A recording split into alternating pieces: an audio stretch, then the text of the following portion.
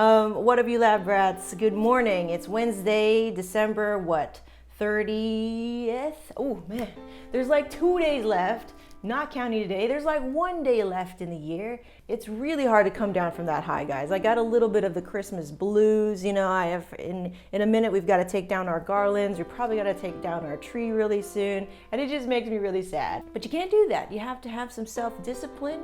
You have to get back on the horse and you got to go do what you need to do. I thought it would be fun for us to kind of look back at what we've done over this past year. And I think this is really good because if you're like me and you're kind of in that, you're kind of in a slump, from the holidays or something like that, or maybe you too just got married and you're just in your honeymoon phase and you just don't want to do anything. Let's do that today. Let's get back on the horse and try to just get motivated again by looking back at what we've done, what we've accomplished, what we've failed at. In January, Caden turned 7 years old. Good job, Caden.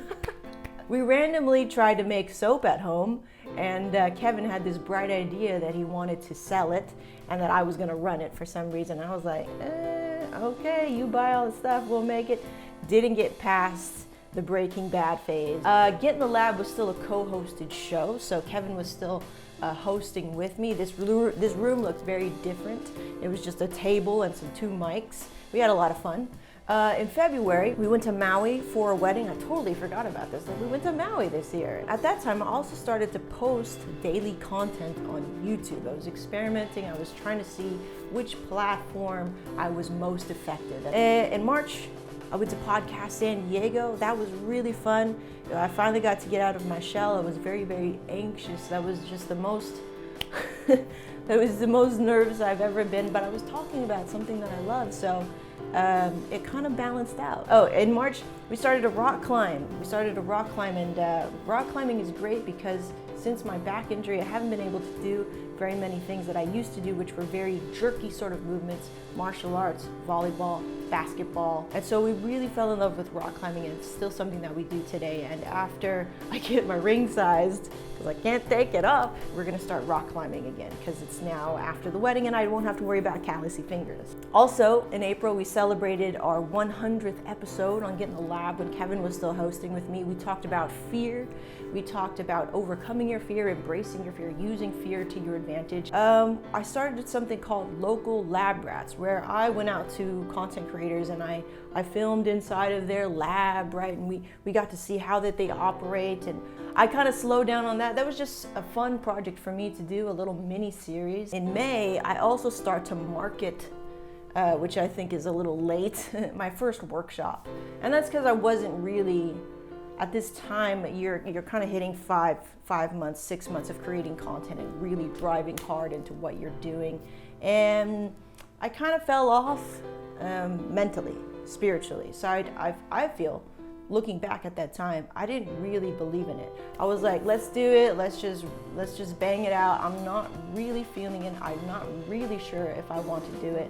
I'm not 100%. And when you're not 100%, shit's not gonna be 100% because you get what you put in, right? I've been pushing very, very hard, creating a lot of content, and I sort of burnt myself out right when I had to hold my workshop. So that was not an ideal way to do that. So later on in June, I have a full down breakdown. Like I don't want to do Get in the Lab anymore.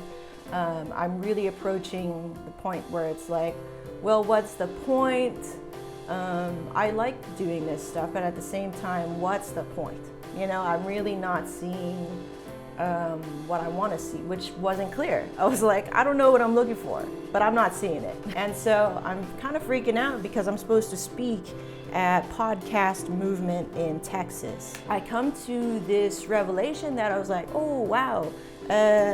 I go through these breakdowns every time because there's a part of me, because I'm growing, there's a part of me that needs to die in order to make room for this new me. My sort of roots, and I remember how I usually break down, and what usually happens after is that I break down, kind of freak out a little bit.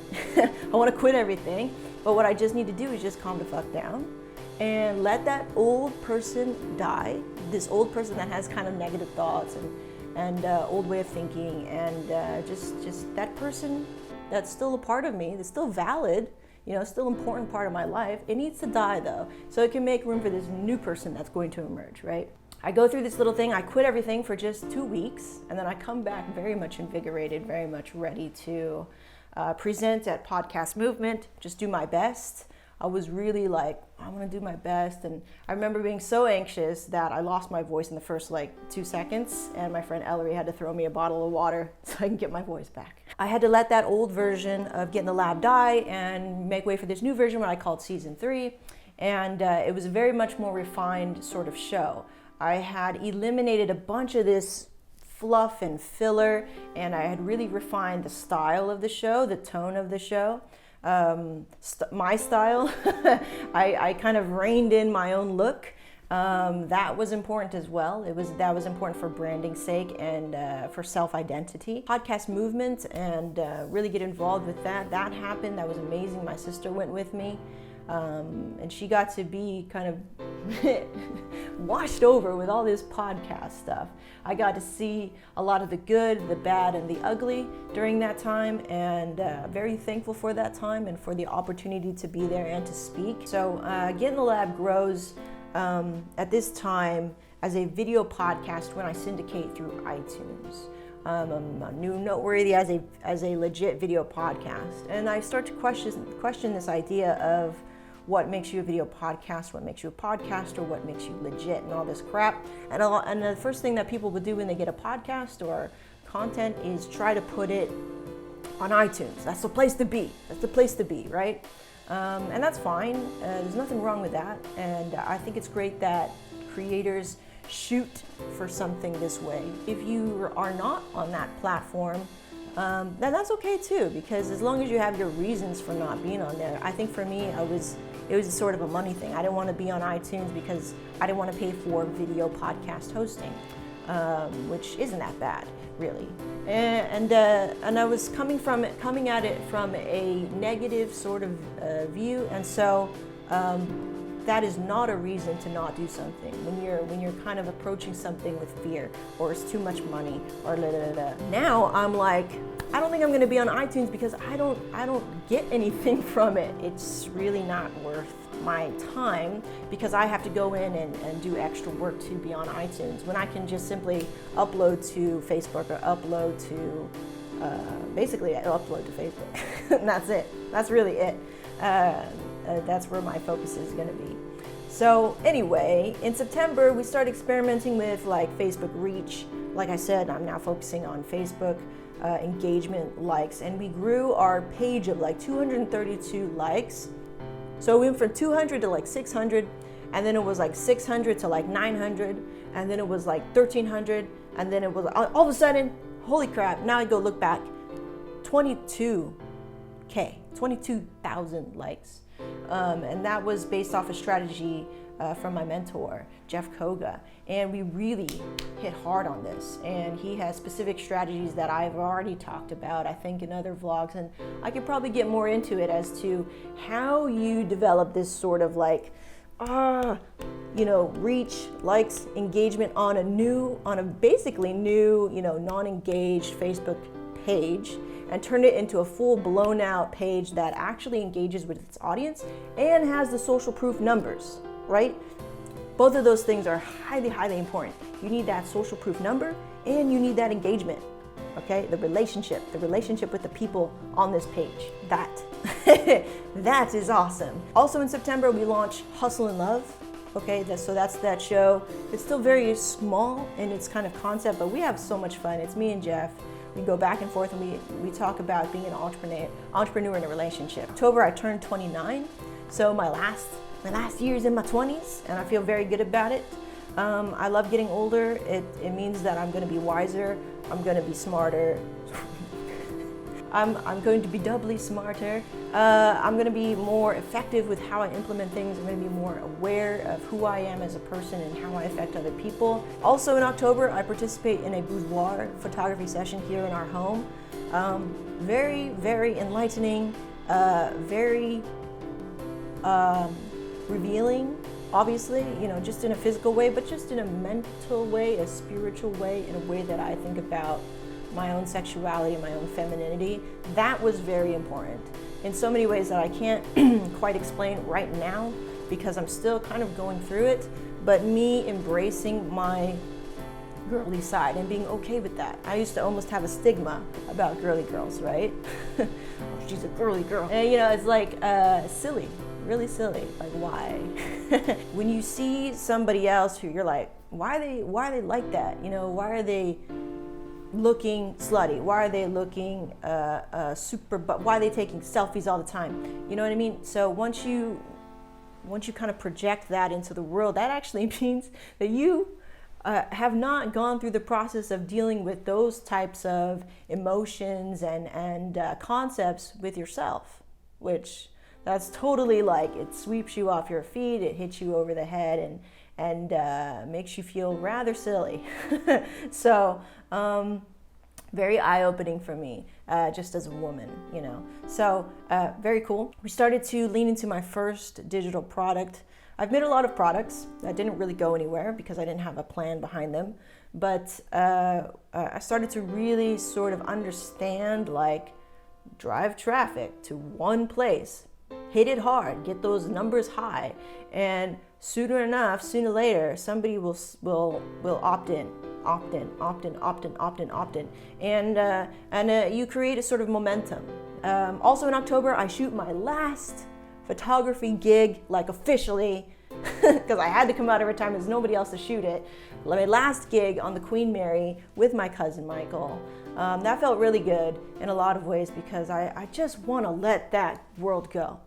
November comes along, we're getting really close to the wedding. I'm like, holy crap, it's November. We're gonna get married in December. It's like a month away. I start to last minute plan a lot of wedding stuff.